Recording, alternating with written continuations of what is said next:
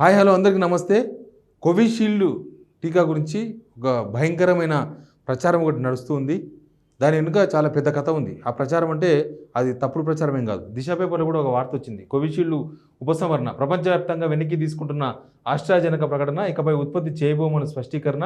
Covishield corona వ్యాక్సిన్ను ప్రపంచవ్యాప్తంగా వెనక్కి తీసుకుంటున్నట్లు తయారీ సంస్థ ఆస్ట్రాజెనకా ప్రకటించింది. వాణిజ్యపరమైన కారణాల వల్ల ఈ నిర్ణయం తీసుకున్నట్లు స్పష్టం చేసింది. కరోనా వైరస్ కొత్త వేరియంట్లను ఎదుర్కోగల వ్యాక్సిన్లు మార్కెట్లో అందుబాటులోకి వచ్చినందున ఇకపై తమ వ్యాక్సిన్ అవసరం లేదని క్లారిటీ ఇచ్చింది. ఇది తప్పు. వాళ్ళు ఈ మొత్తం ఈ కోవిషీల్డ్ని వెనుకకు తీసుకున్నది ఇంకేదో వ్యాక్సిన్లు వచ్చినాయి ఆల్రెడీ, ఇంకా మా వ్యాక్సిన్ అవసరం లేదని కాదు. యూకేలో పెద్ద కథ జరిగింది. సేమ్ మన ఇండియాలో ఇచ్చినట్టే అందరికీ చాలామందికి కోవిషీల్డ్, మన దగ్గర కోవిషీల్డ్ కోవాక్సిన్ రెండు వేసుకున్నాం కరోనా వచ్చినప్పుడు. అయితే యూకేలో కూడా సేమ్ అట్లే కోవిషీల్డ్ వాడిన వాళ్ళలో చాలామందికి బ్రెయిన్లో బ్లడ్ క్లాట్ కావడం, దాని సైడ్ ఎఫెక్ట్స్ అనమాట. బ్రెయిన్లో బ్లడ్ క్లాట్ కావడం అట్లాంటివి జరిగినాయి. యూకేలో ఒక ఆయన సేమ్ ఆయన పర్మనెంట్గా బ్రెయిన్ డ్యామేజ్ అయిందంట. జామీ ఆయన ఒక పౌరుడు అక్కడ, ఆయన యూకే ఆయన అక్కడ సుప్రీంకోర్టులో కేసు ఇచ్చిండు వీళ్ళ మీద కోవిషీల్డ్ పైన. మొత్తం $100 మిలియన్ నష్టపరిహారం కట్టించాలని ఆయన ఒక్కడు కాదు, అట్లాంటి చాలా కేసులు ఫైల్ అయ్యాయి అక్కడ యూకేలో. సుప్రీంకోర్టులో ఫైల్ అయినాయి కేసులు. $100 మిలియన్ వాళ్ళకు అంత వాల్యూ ఉన్న కేసులు నష్టపరిహారం కింద కట్టేయాలని.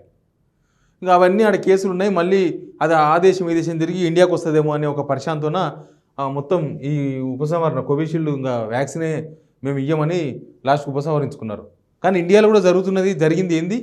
చిన్న చిన్న పిల్లలు 17-18 సంవత్సరాల వాళ్ళు మంచిగా రోజు పొద్దుగా లేచి వాకింగ్ చేసి జిమ్లో పోటీ తిరిగే వాళ్ళు సడన్గా హార్ట్ స్ట్రోక్ వచ్చి, సడన్గా బ్రెయిన్ స్ట్రోక్ వచ్చి చాలామంది చనిపోయారు కదా.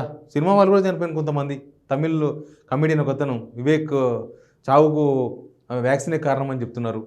అప్పటి నుంచి అదే ఆరోపణ ఉంది. ఇట్లా చాలామంది కరోనా వచ్చిన తర్వాత వ్యాక్సిన్లు ఎవరైతే వాడినరో ఆ వ్యాక్సిన్లలో అది ఈ కోవిషీల్డ్ వాడిన వాళ్ళకే ఎక్కువ సైడ్ ఎఫెక్ట్స్ వచ్చినాయి. ఇప్పటికీ చాలామంది అలసిపోతున్నారు, సాయంత్రం కాగానే అలసిపోతున్నారు ఈ కోవిషీల్డ్ వేసుకున్న వాళ్ళని. ఒక దాని మీద అధ్యయనం ఏం లేదు, వాడిన వాళ్ళు చెప్తున్నదే, దానికి ఎవరు అధ్యయనం చేసిన అవసరం లేదు. అక్కడ లండన్లో అయితే దీని మీద అసలు విచారణ జరపాలని చెప్పి ఒక పెద్ద డాక్టర్ల బృందాన్ని సుప్రీంకోర్టు నియమించింది. మొత్తం అసలు దీని లెక్కేందో తెలుసాలే, దీని కథ ఏందో తెలుసాలే, ఈ సైడ్ ఎఫెక్ట్స్ ఎందుకు వస్తున్నాయి, బ్రెయిన్లో బ్లడ్ ఎందుకు క్లాట్ అవుతుంది కోవిషీల్డ్ వాడిన వాళ్ళకు అని. ఇంకా ఇండియాలోనేమో మీకు తెలుసు కదా, చనిపోయినరు. ఎందుకు చనిపోయినంటే హార్ట్ స్ట్రోక్ వచ్చి చనిపోయిన అంటారు. 18 సంవత్సరాల పిల్లానికి హార్ట్ స్ట్రోక్ ఎందుకు వస్తుంది? 17 సంవత్సరాల పిల్లానికి హార్ట్ స్ట్రోక్ ఎందుకు వస్తుంది? మంచిగా ఫిజిక్ బాగుండి రోజు పొద్దుగా లేచి షెడ్యూల్ ఆడేవాళ్ళు, పోలీసు వాళ్ళు చాలామంది చనిపోయారు.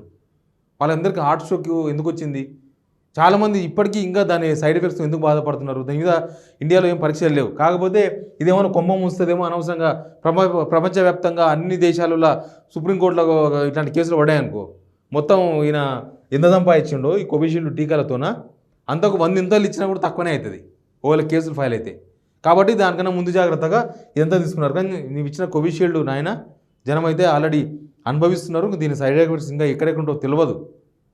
కరోనా వచ్చినప్పుడు ఎట్లా చచ్చిపోయినరో, కరోనా రాకుండా వాడిన ఈ కోవిషీల్డ్ అంత డేంజర్ అని కొంతమంది డాక్టర్లు అప్పట్లో చెప్పిండ్రు. ఇప్పుడేమో ఈ మధ్య క్లారిటీ ఏం లేదు, అట్టేం లేదని చెప్తున్నారు. అట్లాంటిది జరిగితే మరి యూకేలో ఎందుకు ఆ కేసు ఫైల్ అయింది? ఇక్కడ ఒకవేళ అట్లాంటి సిచ్యువేషన్ వస్తే ఎన్ని కేసులు ఫైల్ అవుతాయి సుప్రీంకోర్టులో? ఒక పెద్ద డ్రామా నడుస్తుంది, దీని వెనుక పెద్ద కథ నడుస్తుంది. Please subscribe signal TV.